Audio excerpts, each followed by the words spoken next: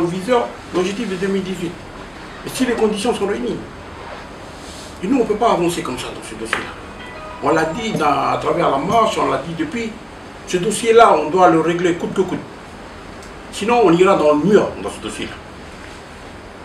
Alors l'État se démerde avec les partenaires, y compris au comité signataire, ils se démerdent à régler ce fichu dossier-là. Sinon ça va péter à la figure de tout le monde, ce dossier du corps électoral. Si le congrès du FLNKS c'est une étape pour permettre de régler ce dossier, ben on va y aller pour ça. Moi je suis responsable de l'Union calédonienne de ma région, j'irai. Pour interpeller aussi nos camarades sur ce dossier-là. J'ai l'impression que les gens ont envie de revivre les moments difficiles de ce pays. Est-ce que 84 et 88 n'a pas suffi aux populations calédoniennes? Est-ce qu'on a toujours envie de faire monter les enchères ici dans ce pays pour être bien? Mais les Kanaks ont envie de vivre avec toutes les populations dans ce pays. Mais à la seule condition qu'on arrête de les marginaliser dans leur propre pays. C'était à cette seule condition. Vous savez, on a vécu trop des étapes, y compris dans la période post-accord nouméa. Le conflit de l'Ave Maria, le comité Reboun, dans les histoires de vallée, où on a imposé aux populations autochtones une usine.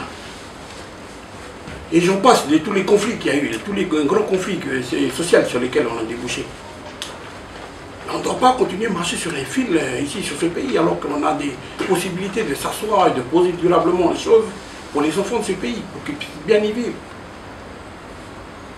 Mais est-ce que l'État continue à marchander aujourd'hui à travers cet accord? Ben, on doit se poser réellement les vraies questions. Et non, mais ça aussi, c'est aussi possible. On doit aussi, à ce congrès du FLNKS, de dire, est-ce que ce dossier-là, on va le régler définitivement? On ne peut pas continuer comme tous les camarades loyalistes là aujourd'hui, ils n'ont qu'un seul cheval de bataille, l'insécurité. Mais il n'y a pas que ça dans la vie. La sécurité, le commerce, il est archi damé. Mais on doit créer les conditions autrement. Ces conditions autrement, c'est d'apaiser les populations. Ces jeunes-là, ils savent lire, ils ont Internet, ils savent aujourd'hui toutes les dispositions flouées dans lesquelles on est en train de mettre la population. Ben, réglons-les à différentes échelles, de façon à ce qu'on puisse avancer sereinement. Voilà un peu la position que je souhaitais participer un peu à la conférence. Donc, peut-être juste des petites choses en disant que notre commission politique et citoyenneté vient de déposer un courrier auprès de toutes les autorités et les responsables en disant ça suffit.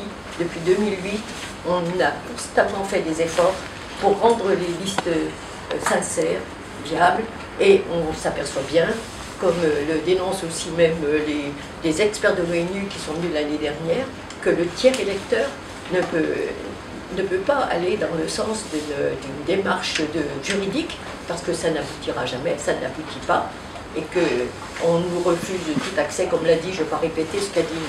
Kocha, mais c'est vraiment une conscience très grande de notre part. On continue pourtant d'aller dans des commissions administratives, comme disait Sylvain, on pouvait mentionner quelques petites choses sur ces commissions administratives. On y va avec le souci que l'accord de Nouméa doit aboutir, doit aller jusqu'au bout. On respecte ça, puis on veut aussi dire que réellement, on pense, on espère toujours qu'il puisse y avoir une amélioration dans l'application des lois, des règles, mais on dit qu'en même temps que c'est de la mascarade. Et quand on va siéger dans ces commissions administratives spéciales, ça ne sert à rien. Pourtant, le Vademecum qui sort de l'État français, en page 22, précise vraiment qu'on peut dénoncer des personnes qui seront abusivement inscrites sur la liste provinciale ou faire ajouter des personnes qui ont été omises, mais c'est pas vrai, c'est faux, parce qu'on l'a fait pendant plusieurs années, on a apporté nos listes, et on n'a jamais pu rajouter personne ou retrancher personne de ces listes électorales.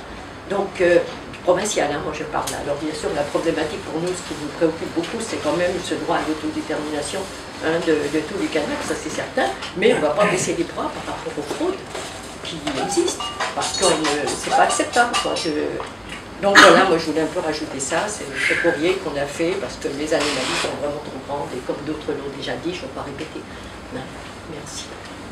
Vous dénoncez la chose suivante, à savoir la problématique que le Rhin a soulevé l'année dernière, reste entière. On ne voit pas de dévolution du tellement de cette problématique. Quelle est cette problématique? C'est qu'il y a plus de, encore une fois, entre 23 et 25 000 Kanaks de statut civil coutumier. Ils ne sont pas du tout inscrits sur une liste générale. Et donc, ils ne pourront pas au référendum en 2018. Des efforts ont été faits par l'État qui s'est engagé à ce que ce nombre soit réduit au maximum pour effectivement tous les citoyens de ce pays, et notamment les Kanaks qui sont les plus concernés, puissent voter un maximum de sûreté. Et en plus, notamment ça a été confirmé à la réunion qui a eu lieu lundi dernier au Saria, une réunion sous l'égide de l'OCR, du groupe de travail restreint sur les questions de rien n'a été fait. On reste toujours sur les 23 000, à savoir que sur les 23 000, il y avait 4 000 qui, au début de décembre de l'année dernière,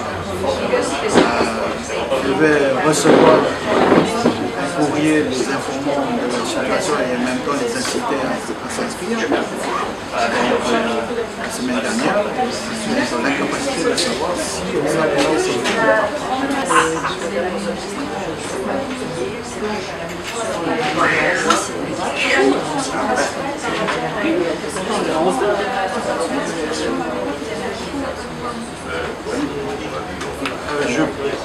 on est déjà satisfait en tant que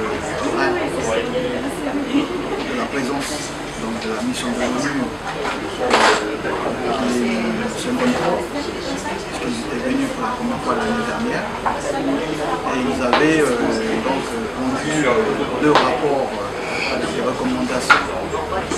Un sur la liste spéciale provinciale, l'autre sur la liste spéciale de consultation de 2018. Et ils avaient déjà alerté par le biais de recommandations à l'État en disant qu'il faut faire un certain nombre d'efforts, mais en même temps, c'est comme nous disons en plus, aussi il faut une évaluation. Sinon, les efforts que l'État fait, c'est juste la poudre aux yeux. En fin de compte, à quel moment on se évalue si c'est efficace ou pas. Et je pense que pour que ce soit efficace, parce que quand on arrive à évaluer, il faut partir d'une base. Mais aujourd'hui, je le disais, les chiffres sont incertains. On ne sait pas combien il y a de Kanaks. Le statut civil coutumier, le Kanak de droit commun, qui ne sont pas inscrits sur la liste électorale. Comment on peut juger qu'on a bien avancé, qu'on n'a pas pris, je ne sais pas, 10% ou 15%, puisqu'on n'a pas de base. Je crois que la meilleure chose à faire d'abord, au préalable, c'est d'être sûr sur les chiffres. Il savoir combien. C'est parce que là, on peut dire qu'on peut évaluer un travail satisfaisant ou pas.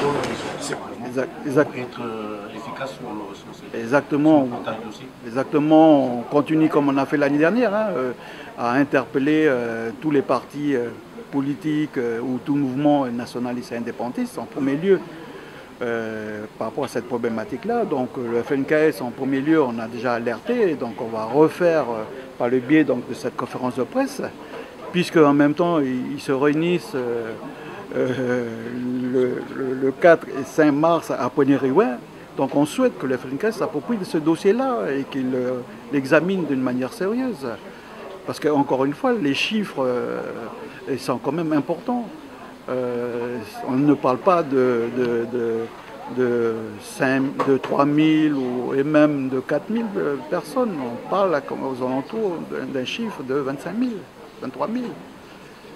Et je ne vous parle pas des Kanaks de statut civil de droit commun, qui sont beaucoup. Le grand rassemblement du 18 mars, c'est rappeler encore la population. Exact, voilà. Donc, parce qu'on doit, nous, parce que notre interlocuteur direct, on va dire comme ça, c'est, on va dire, sans être populiste, c'est quand même le peuple kanak. Sans être populiste. Bon, en fait, vous voulez interpeller le FLNKS à l'occasion du congrès, mais interpeller dans quel sens exactement? Ben, déjà, d'abord, pour savoir s'ils sont bien conscients des chiffres, et encore une fois, bien conscients que les chiffres de 25 000 n'ont pas du tout évolué depuis l'année dernière. C'est-à-dire que c'est pour ça que nous disons au niveau du Rhin que la problématique reste entière. Et donc, si ils ne sont pas d'accord par rapport à ce que nous avançons, ben, qu'ils démontrent concrètement, comme ça, parce qu'au fait, nous, ce que nous souhaitons, c'est qu'il y ait une unité sur ce dossier-là, puisqu'il n'y a pas d'unité sur d'autres dossiers, ni sur les présidentielles, ni sur les législatives, sur aucun autre dossier, à part les dossiers des relations extérieures. Mais au moins ce dossier-là, c'est un dossier qui est important, donc on devrait normalement faire l'unité là-dessus. Arrête de poser des questions qui sont obligées.